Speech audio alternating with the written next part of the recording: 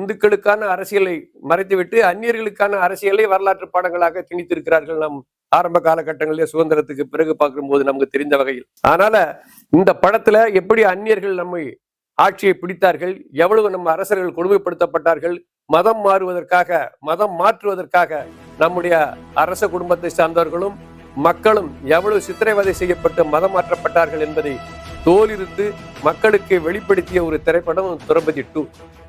அத மாதிரி திரைப்படங்கள்லாம் இன்னும் ஒரு படம் இல்ல 100 படங்கள் கூட வெளியே வரணும்.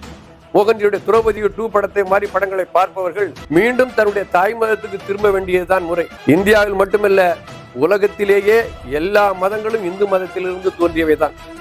எல்லோருமே 2000 வருஷத்துக்கு முன்னாடி இந்துக்களாக வாழ்ந்தவர்கள் தான். எல்லா மதங்களுமே எந்த மதமாக இருந்தாலும் எல்லாமே ஆதியில் இந்துக்களாக இருந்து அதிலிருந்து பிரிந்து வந்தவர்கள் தான். இந்துக்களாக வாழ்வதை மதம் மாற்றம் செய்வதோ தவறான செயல்.